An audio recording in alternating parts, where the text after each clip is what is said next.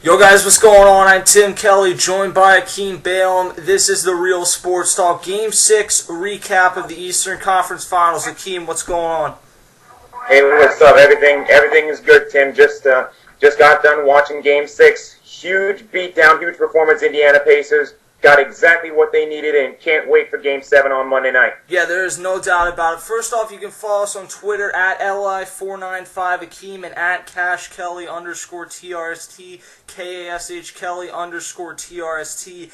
And before the game, there were some headlines coming in. David West had an upper respiratory infection, was sent home from the shoot-around, and had reportedly over an 100-degree fever earlier on today. He was awful in the first half, but came on big in the second half. And then Birdman Chris Anderson was suspended for his push in Game 5, which I thought suspending him was a little excessive. I felt like he certainly should have been ejected from that game. But when you're talking about the NBA playoffs, to see one of the best players, or I don't even want to say one of the best players on the Heat, but one of the people that's had the biggest impact throughout this series not play, I think that that's somewhat disappointing to the overall product of the game. But that being said, first half, the Heat ended the first half, Akeem, up by 1, but there is no doubt about it. The Pacers moved the ball better, and I think that they tried too hard. After Paul George had that huge dunk, it seemed like David West tried for the big dunk. Frank Vogel said at halftime, they had 4 or 5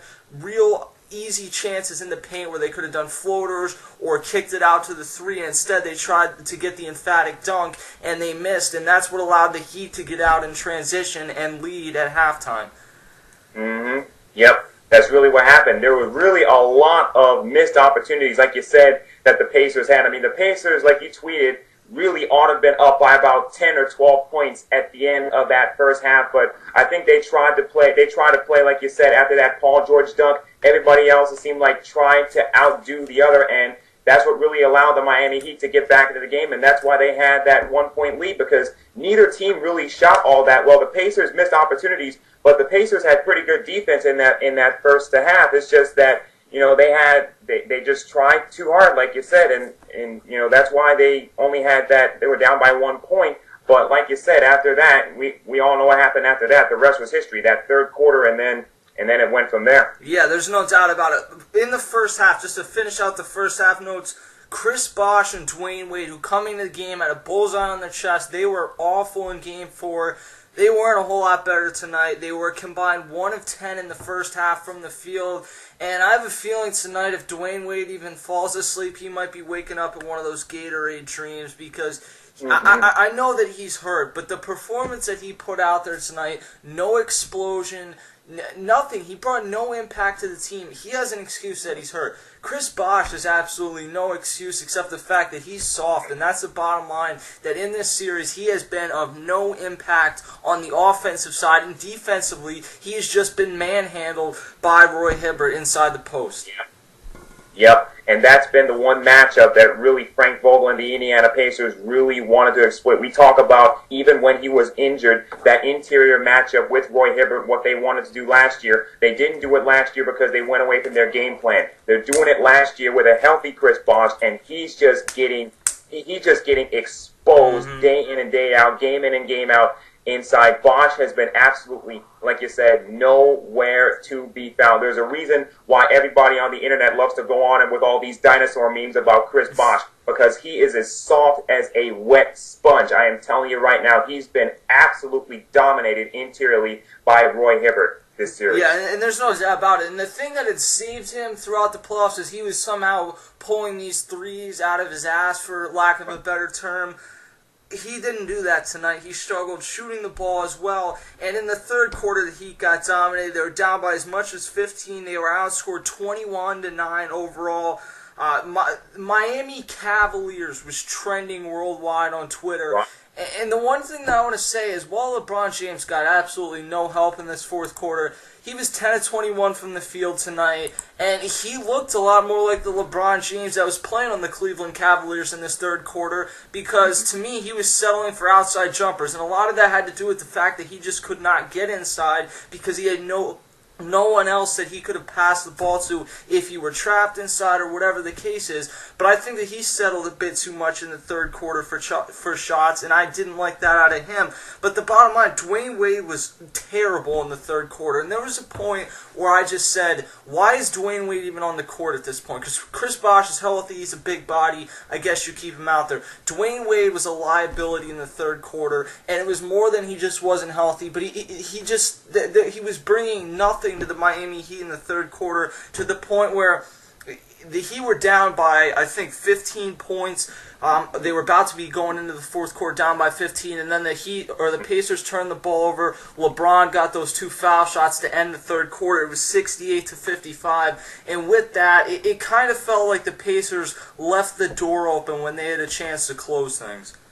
Right, it really did. It looked like that after that third quarter, I think that the Indiana Pacers started to play a little bit conservative. They tried to play, they thought that maybe, and this is a young team. You see this a lot with young teams that, okay, they got 13-point leads, they got 17-point leads late. Okay, we're just going to cruise to a victory. Not against the Miami Heat. We saw how quickly they were able to turn that 15-point lead into what was all of a sudden now a 4-point lead. We saw how quickly they were able to do that because of the fact that the Miami Heat, they got LeBron James, and also they got some pretty big shots from Mike Miller. He hit a couple of threes in that fourth quarter as well. So we all know how explosive that the Miami Heat offense can potentially be, and they were able to cut into the deficit. But ultimately, teams get on runs in the fourth quarter. But the Miami Heat just fell a little bit short. But the one thing that Miami did do very good, at least for the first 3 quarters, they did hit their three-pointers a lot. And, with a team that has Ray Allen, of course, you're going to expect that. But that's one thing that the Miami Heat did do pretty well, is the fact that they did do a lot with the three-point shot tonight. Yeah, they did do that early on. And then the one thing I got to say is at this point, Ray Allen is another guy. Shane Battier didn't get minutes tonight. Ray Allen has been horrendous in this series. And I'm thinking, why do you still have Ray Allen on the court? But being how bad Shane Battier's been, Mike Miller's not going to be good for more than a quick spurt, and he was in the fourth quarter. Like you said, they went on a 15-7 run with like 9 or 10 minutes left in the fourth. Mike Miller was a huge spark, both offensively and defensively, hitting those 2 big threes. There's no question about that, but with his bad back and everything, he's not going to be a guy that you give a ridiculous amount of minutes to. So Eric Spoelstra really does not have anyone to turn to. I think that the idea of having both Ray Allen and Mike Miller on the court at the same time doesn't make a lot of sense to me.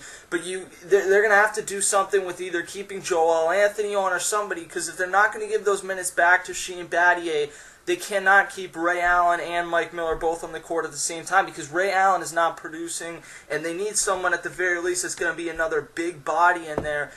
Ray Allen is missing foul shots. He's missing threes. Dwayne Wade is injured. Ray Allen is done in my mind. Yeah, it's very rare to see Ray Allen miss these 3-point shots like he's been doing, because that's been his signature shot for his whole career. And like you said, they are going to have to find somebody. They're going to have to find somebody who's going to help out LeBron, because, like you said, there's a reason why Miami Cavaliers was trending on Twitter. Yeah. He's not going to be able to do it all by himself. And who is going to step up for the Miami Heat going forward into Game 7? Is it going to be Udonis Haslem? Are we going to ever see anything perhaps from Bosh? Is it going to be Chalmers? We're going to have to see something if the Miami Heat are going to pull out this Game 7. Yeah, we will. David West, again, huge in the fourth quarter. Game got as close as 4 points, but then the Pacers called a timeout, which I thought was a little late, but they go on a 9-0 run. And as Justin Godsey, the Real Sports Talk, put it, Chris Bosh and Dwayne Wade, they played like the NBA superstars in Space Jam tonight. They were nowhere to be found. 91-77 final for the Indiana Pacers. And Akeem, as we look towards Game 7, I don't even know what to... The Pacers should be favored in this game, and the only way I can see the Heat winning this game, if all things go how they have this series, is if LeBron James delivers a Game 6 versus Celtics final, like he did last year, that where he's going to get 40 points in a game. I think that's a realistic way. Maybe he even needs to step up and play like Kobe Bryant, in a sense where you don't see him take 20 shots, you see him take 30 shots, whatever. He's going to have to be on fire, no pun intended there, for the Miami Heat to have a real shot in Game 7 the way things are going. Yeah, totally agree with everything that you said. They certainly got to step up there, like you said. So looking to Game 7, it is so hard with how good LeBron James has been to pick against the Heat. But I really feel like the Pacers are going to go to the NBA Finals.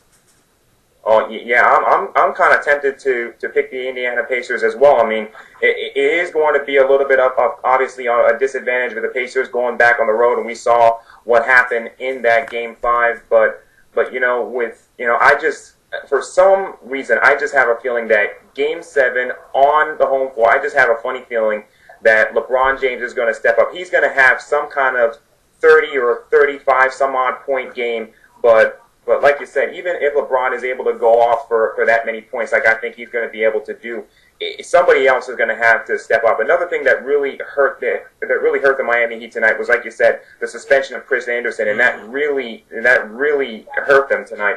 But looking forward to Game 7, somebody else is going to have to step up, and it may be Haslam, or somebody else. But I kind of disagree with that. But I think, for some reason, Miami is going to win. It's going to be close, and it may, for all we know, it may go into overtime, but I just cannot see LeBron James losing a Game 7 on his home floor with a shot at another NBA Finals on the line. I'm picking the Miami Heat to win Game 7. And that's the way that I felt coming into Game 5, coming into Game 6. But the Heat were exposed tonight. And in that third quarter, when LeBron went cold after a decent first half, not a great first half, but he shot about 50%, 45%, whatever, he went cold shooting. And the Heat, as a team, couldn't even move the ball because they're all standing on the perimeter waiting for LeBron to drive and dish. There is a part of me that does say LeBron's not going to lose on his home court, whatever, he's going to go off for a huge performance, but from what I saw tonight, common sense is leading me to think that the Pacers do win this Game 7. The one thing that I would say, kind of to wrap it up here, is that if LeBron James is able to take this Heat team to the NBA Finals at the current state that they are in, the days of he only wins championships because of Dwayne Wade, those days need to be over. Agreed, totally agreed. Because this would be the third straight championship, the third straight Eastern Conference championship for the Miami Heat, for LeBron James. It will be his fourth time going to the NBA Finals, and already in his career, and he still has a lot more left in him. But like you said, everybody's saying that he only won championships because of Dwayne Wade. I thought that those days were over even last year because he did win MVP for the Miami Heat last year. As far as I'm concerned, LeBron James is an NBA championship player. It's not because of Dwayne Wade or anybody else. He's emerged really as the leader of the Miami Heat, and there was all that talk when the Miami Heat formed that big three of LeBron, Wade, and Bosh. But clearly, we saw last year this is LeBron's team right now, and it's going to have to be once again LeBron's team once again if they're going to go to the NBA Finals. Coming into Game 6 of the Eastern Conference Finals last year, the media was 110% sold that the Boston Celtics were going to the NBA Finals, and LeBron James came out with a legendary Game 6 45-15 performance. He might have to do something pretty similar in Game 7 of the Eastern Conference Finals in 2013, or the Indiana Pacers are going to be heading to the NBA Finals. We'll be here to recap it. Don't worry about that. I'm Tim Kelly for Keen Balaam. This is The Real Sports Talk. Please subscribe for NBA Finals coverage regardless of who's in it. We'll see you guys next time.